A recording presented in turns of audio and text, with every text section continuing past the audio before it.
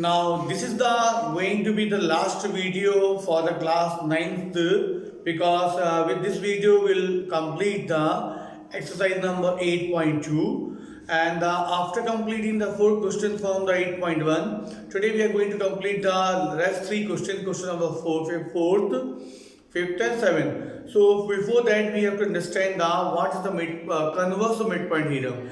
In the last video we had studied what is the midpoint theorem. Now we are going to learn what is the converse of midpoint theorem. For that, what you have to do, this converse of midpoint theorem will be also applicable in the triangle only. So there will be one triangle. When we can apply this one, if the triangle ABC is there and there is one point, midpoint D. Suppose D is the midpoint and this is joining to other E point. Now this E is not the midpoint, D is the midpoint. In the triangle ABC, if we have the triangle, the converse of midpoint here is only applicable in the triangles. So there should be one triangle, so I got one triangle. If the D is the midpoint, suppose one midpoint is given, D is the midpoint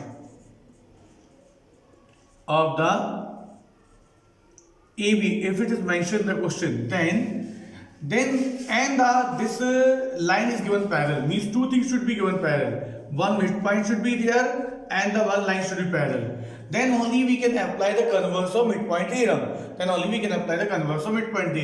So by converse of midpoint theorems, converse of MPT, midpoint theorem, short form MPT, what is going to happen? E will become the midpoint. E will automatically going to become the midpoint of the AC.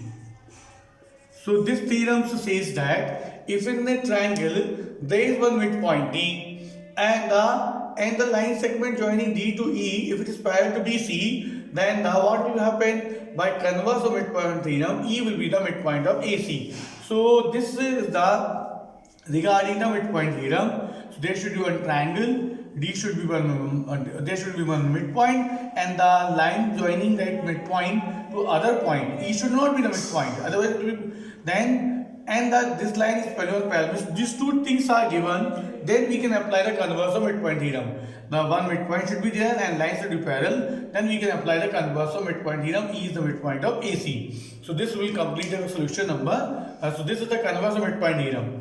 Now today we are going to start from question number 4th. So question number 4 says that ABCD is a trapezium. This figure is given trapezium in which AB parallel to DC, AB is parallel to DC is given, and BD is the diagonal. So BD is the diagonal bend, and E is the midpoint. The E is the midpoint of AD. It is given the question.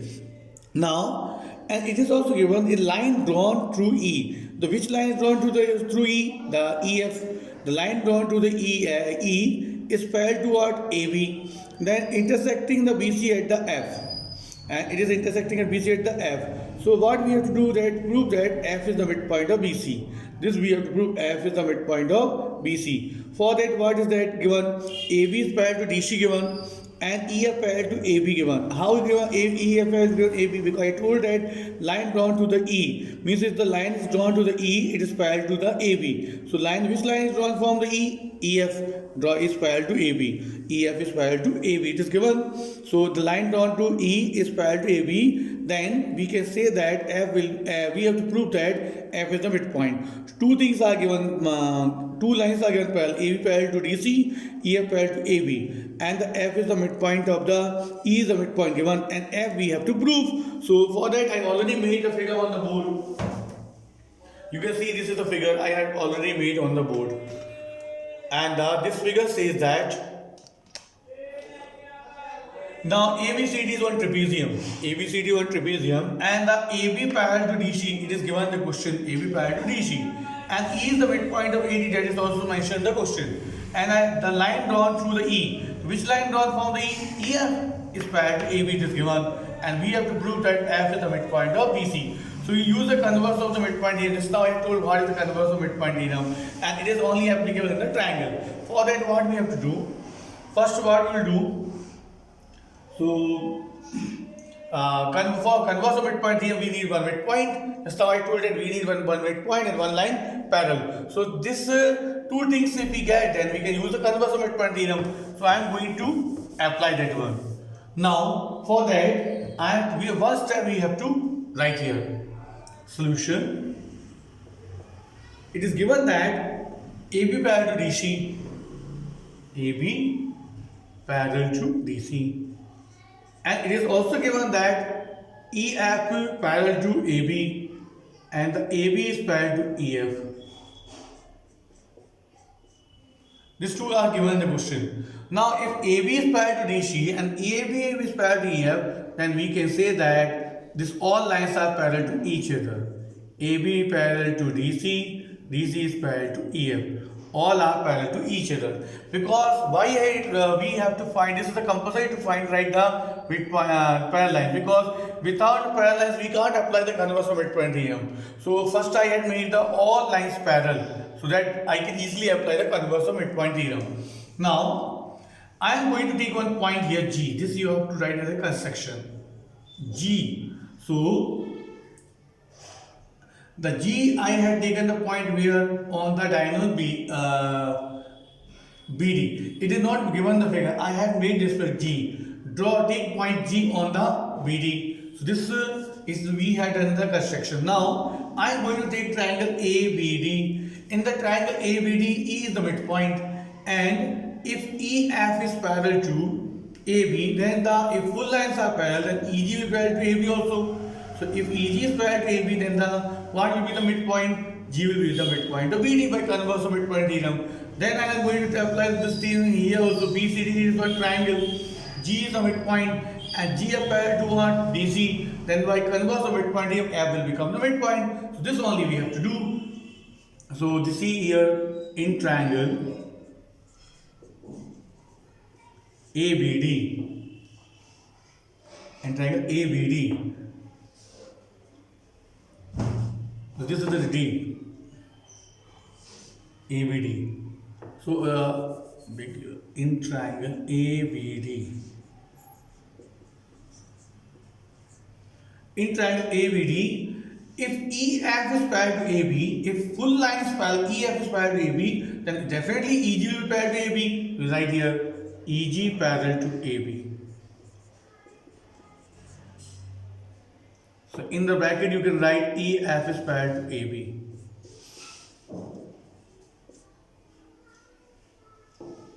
EF is parallel to AB, definitely the EG will be parallel to AB. Now,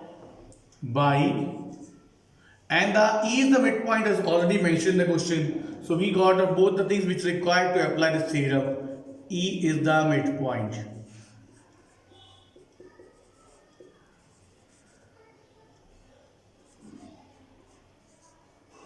E is the midpoint of AD given. So by converse of midpoint theorem,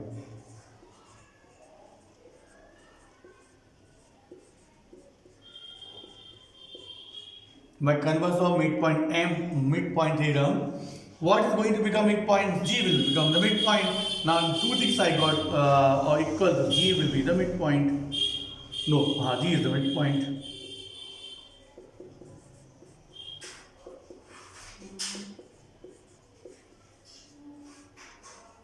G is the midpoint of BD. So I got G is the midpoint of BD, but I have to prove F is the midpoint. So now I am going to take another triangle BCD. In the BCD triangle, you can see very clearly G is the midpoint and GF will be parallel to DC. Why GF parallel to DC? Because if EF is parallel to DC, then 100% GF will be parallel to DC. If EF is parallel to DC, we had proved here EF is parallel to DC. So if EF is parallel, then GF will be parallel to DC. So we can write this the statement in the triangle BCD.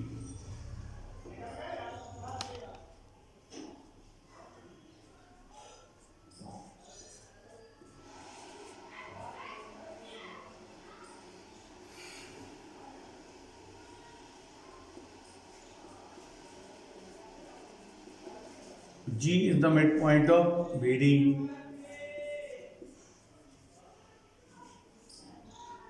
and GF parallel to what? DC. Then GF parallel to DC.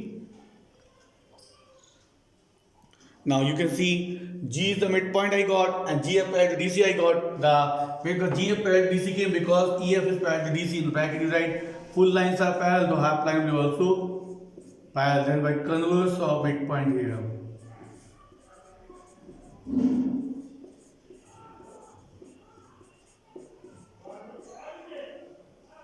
What is the midpoint? F is the midpoint.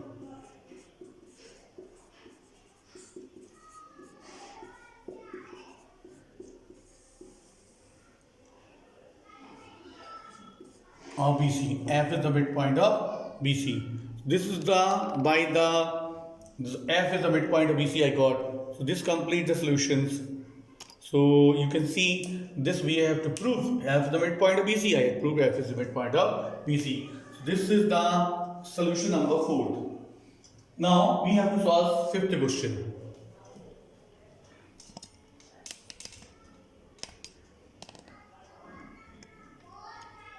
So I am going to rough figure and now we are going to solve fifth question.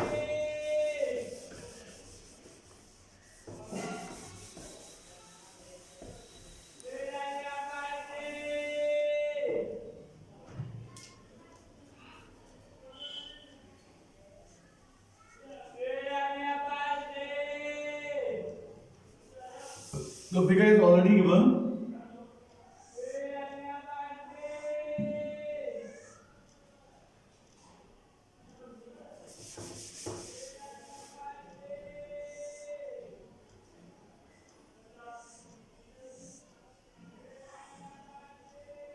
Now this is the point AB, and this point is the CD,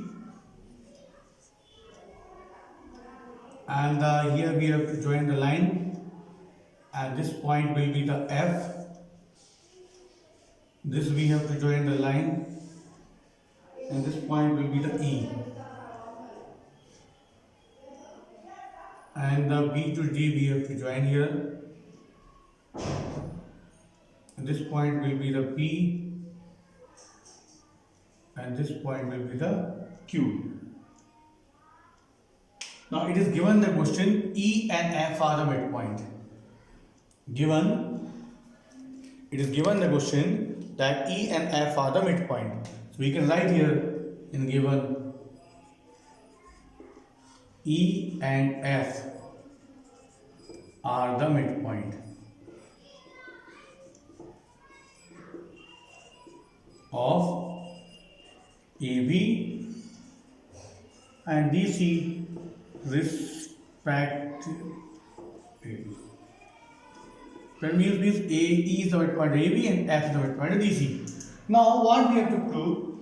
We have to prove that EC is the one line that trisect means it divides the BD into 3 parts.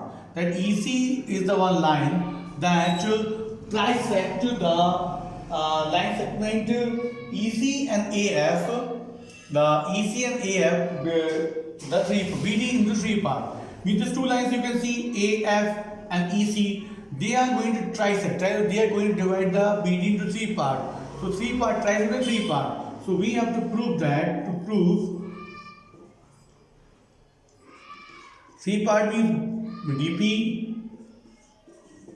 PQ and BQ.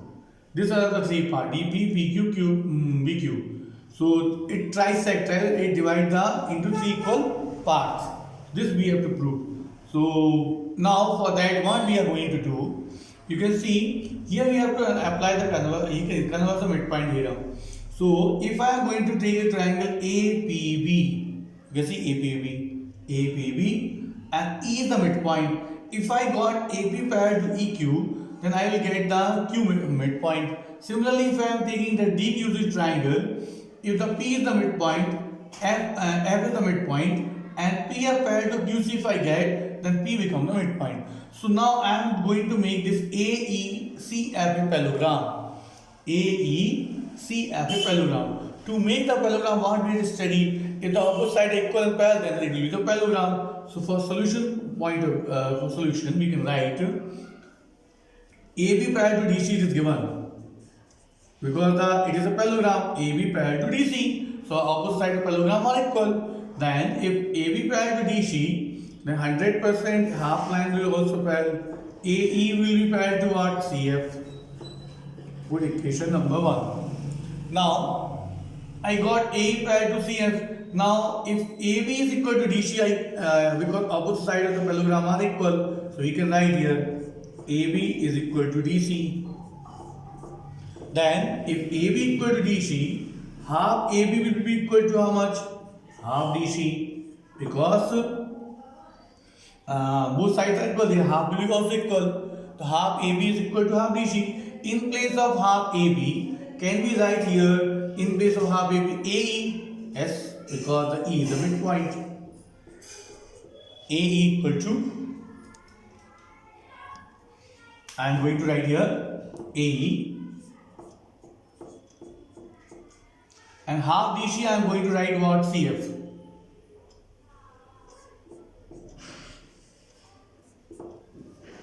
Now you can see A is parallel to CF, A equal to CF. Now these sides are equal also in parallel. So same side are equal, same side are parallel. If the same side are equal and parallel, then therefore this AECF will be 100% parallelogram.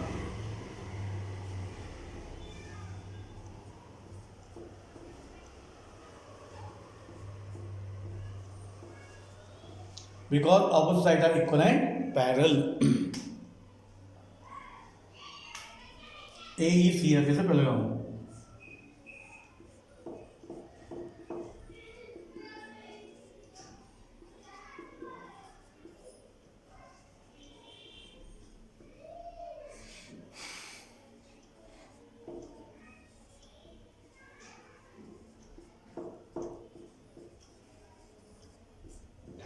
Equal and parallel.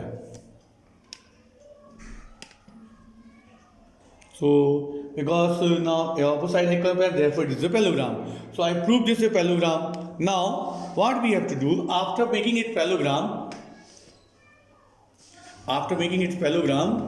Now what we have to do? Now AECF is a parallelogram I proved. So now next step, after making it parallelogram, now you can see the figure once again. This figure AECF is a parallelogram. Now if AECF is a parallelogram, then AF will be parallel to EC, because the opposite of parallelogram are equal. If AF is parallel to EC, then AP will be parallel to EQ 100%, and PF will be parallel to QC, because we need the parallel lines, then only we can apply the converse of midpoint theorem.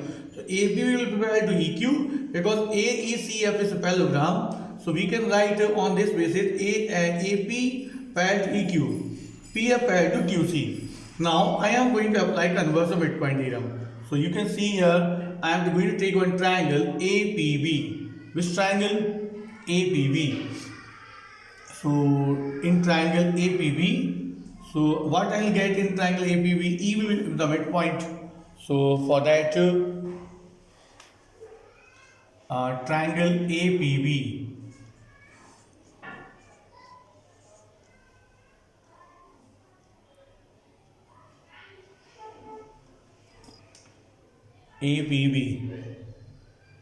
Now in triangle APB, E is the midpoint. AP parallel to EQ, because we proved that parallelogram AECF is parallelogram, then AP parallel to EQ will come, and E is the midpoint already given the question. So two required things we got. E is the midpoint of AB. Then by converse of MPD, by converse of midpoint theorem, I will get what? By converse of midpoint theorem, I will get if APB is the Q is the midpoint. Q is the midpoint of what? PB. If Q is the midpoint of PB, then 100%. This if PQ will be equal to BQ. This will be equation number 3. PQ equal to BQ. Now, if I got this step, now I am going to take another triangle DQC. And DQC triangle, P a pair QC is given, and the F is the midpoint is already given. What is going to become midpoint? P is going to become midpoint. Take one more triangle DQC. In triangle DQC,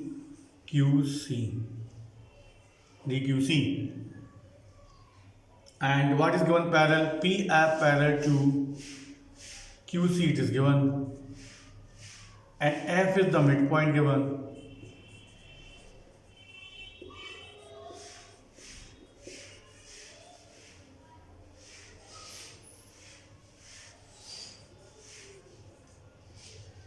F is the midpoint of DCQ it is given. Then what will happen? P is the midpoint. And by converse of MPD,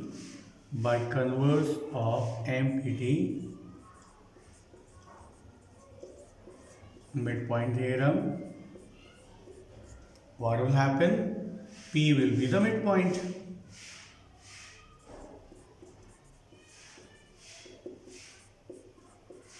P will be the midpoint of what? DQ. Your triangle is up to DQ. If the P is the midpoint, then what will happen? DP equal to PQ. DP equal to PQ. Now this is equation number 4. Now you see equation 3 and 4. PQ equal to PQ and the DP equal to PQ. This both are given equal. Now PQ is equal to PQ also and PQ is equal to DP equal. That means they all are equal to each other. If they all are equal to each other, from on the basis of 3 and 4, we can write what we can write. If these two are equal from 3 and 4, from 3 and 4, all three sides will be equal. PQ, BQ, PQ, DP, PQ, DP, PQ and BQ. Now you can see we got all three sides equal on from the equation 3 and 4. If this all sides become equal, then it is trisecting, it is divided into 3 equal parts. So this completes the solutions also, because we have to prove that in the first part DP is equal to PQ equal to BQ. And we got this answer, so it is trisecting. This means AF and EC is dividing the BD into 3 equal parts. This completes the solution number 5th. Now the last solution and the last question.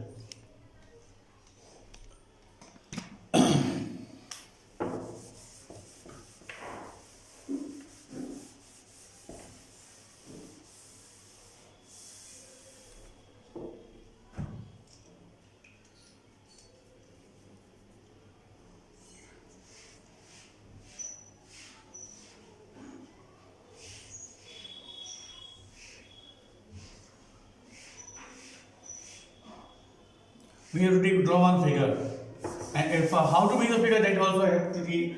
It is written that ABC is one triangle, so we will make the ABC one triangle. Figure is not given, so I am going to make one figure. ABC is one triangle. ABC is one triangle. Right angle at C. Right angle at C means at C point we have to make the 90-degree angle. It is compulsory to make. We will take A and B here. Now, if AB is a right angle triangle, M is the midpoint of hypotenuse AB. M is the midpoint of the hypotenuse. This M is the midpoint of hypotenuse AB. Now, this is parallel to BC and it is intersecting at AC at D. This point is D. Now we have to make the three things equal. So first you see how I make the figure, because that to be understood, that you have to understand. ABC is a right angle triangle, so I made ABC right angle. Right angle at C means at the C it is making the 90-degree angle. So at C it's 90 degree, I will make the 90-degree angle. Then is a line through the midpoint M. Line through the midpoint M is the midpoint of what? M is the midpoint of AB, and it is hypotenuse side also. M is the midpoint of AB, and it is parallel to BC. It is written that it is parallel to which point? BC. So the one line is drawn from the midpoint M to the other point. It is parallel to BC. That means DM parallel to BC is given in the question. And we have to make three things equal. D is the midpoint of AC, MD perpendicular to AC, CM, AM equal to half of AB. So first I am going to prove that D is the midpoint of AB. So for what is given in the question, that we have to write first. It is given that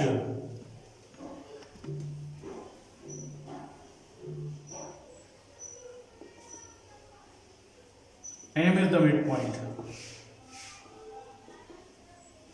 of AB. And one more thing is given, DM parallel to BC. Now first things, solution of first.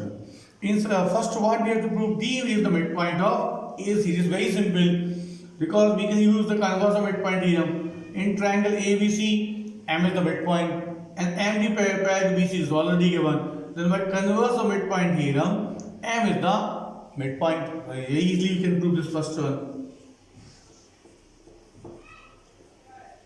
In triangle ABC,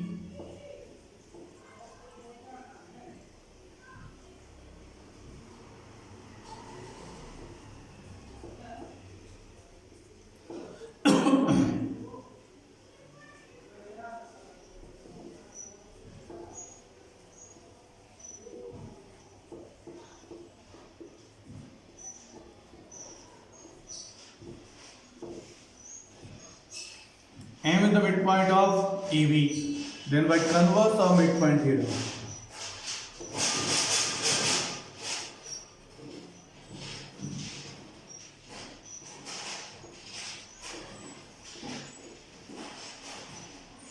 converse of midpoint theorem, D is the midpoint.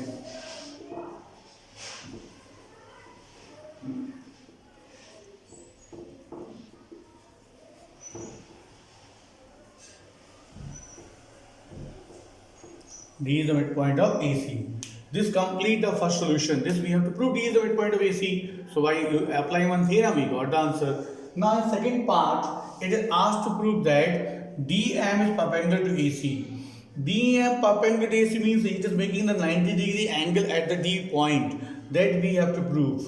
So how to make this 90-degree angles? That we can see one thing. We have to prove here in second part, DM is perpendicular to AC, means it is making 90-degree angle at the D point.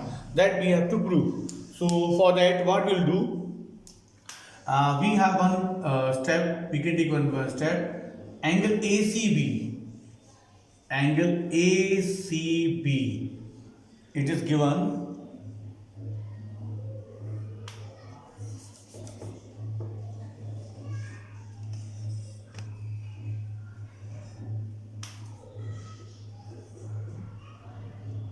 angle ACB, it is given 90-degree.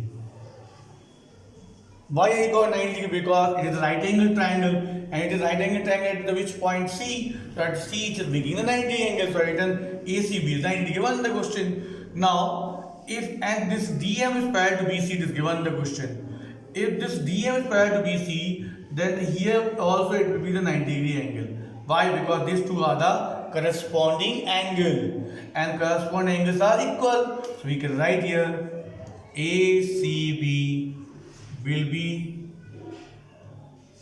first we'll write the parallel lines. DM is parallel to BC. Now ACB will be equal to ADM. How much? 90. In the bracket what we'll write? Corresponding angles. Which angle? Corresponding angle. Corresponding angle. Corresponding angles are equal. So they are the corresponding angles. So now I got which ACB and ADB are 90 degree. Now if ADM is the 90 degree, then the ADM is 90 degree, and CDM will be also 90 degree, because if it is perpendicular here also, it will be perpendicular here also. So we can write ADM is equal to CDM, and they both are equal to 90 degree. Because if it is making the 90 degree angle here, it will be the 90 to the other side, or the linear pair you will get the, otherwise you can apply linear pair also, that also the 90 degree. So I got ADM 90 degree. If it is making the 90 degree angle at D, then we can write MD perpendicular to AC. This completes the solution number 2. Now, third solution. In third solution, we have to prove CM and AM is half of AB. CM, you can see there is no CM. First we have to join this C to M, then only it will form the CM. First we have to draw CM. So draw the line, join the CM. First, to prove third one, you have to write join CM. Join CM. I am going to prove the now third one. First write join CM. Now to prove that CM is and AM are half of AB, because AM is the half of AB, it is given. Because if the M is the midpoint, then the M is the midpoint, then the AM will be the half of AB, it is because given. Now we have to prove that CM is also equal to half of AB. For that, what we will do, we will just make this two triangle congruent. Which two triangle congruent? ADM and the CDM. ADM and the CDM.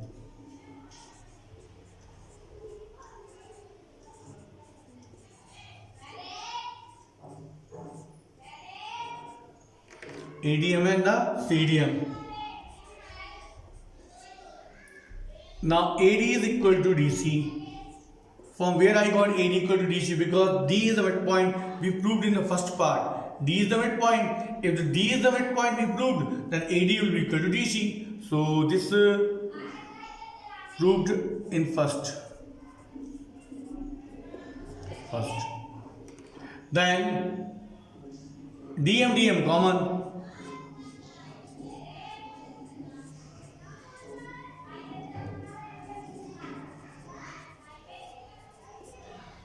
Then ADM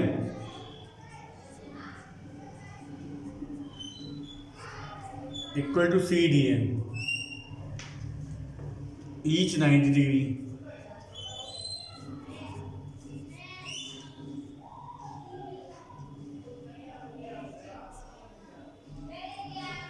ADM equal to CDM, each 90 degree. Thus now we have proved ADM is equal to CDM, 90. ADM and both are 90 degree only. So now one angle and two sides. So this two triangle will become congruent.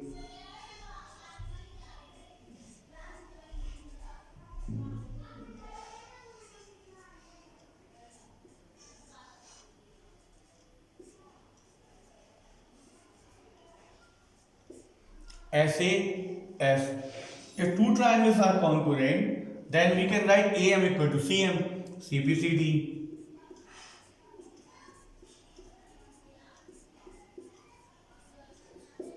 CPCD. And AM is equal to half of AB, because M is the midpoint, AM is equal to half of AB, it is already given. Now if AM is equal to half of AB, then you can see where in last step, AM is the midpoint, M is the midpoint, and the AM will be the half of AB. If AM is the half of AB, then the AM is equal to CM, then CM will be also the half of AB, because the both are equal to each other. So we can write AM and CM both is equal to half of AB. Both is equal to half of AB. So this completes the solution number third, last part also. So along with this AM equal to CM, we got the half of AB. So this completes the solution and the exercise and the chapter and along with the syllabus. So the example question I already told you have to practice. Theorems also you have to practice, and Monday onwards we have the class. So if you have the doubt, we can discuss there also. But from in this note, we completed the solutions along with the chapter and along with the syllabus. So ninth class syllabus is completed because the fifth chapter and the ninth chapter is deleted from this year. So in that note, and in that case, we complete the syllabus of class 9, and now you are turned to study, revise the solution, revise the chapter so that you should get the good marks in the examination. Till then, thank you, have a nice day.